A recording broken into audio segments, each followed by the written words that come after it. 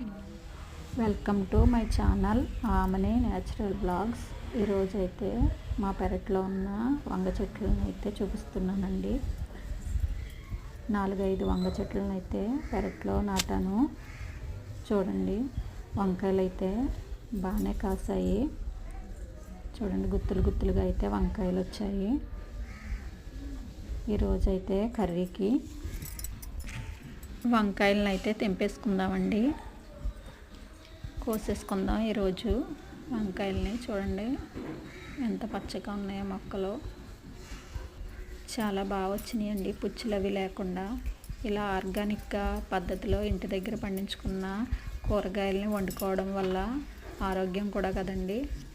చూడండి, వంకాయలు అయితే తెంపేసుకుందాం. ఇంటి దగ్గర కాసిన కాయలు కొన్నైనా మనకి సంతోషం కదండి.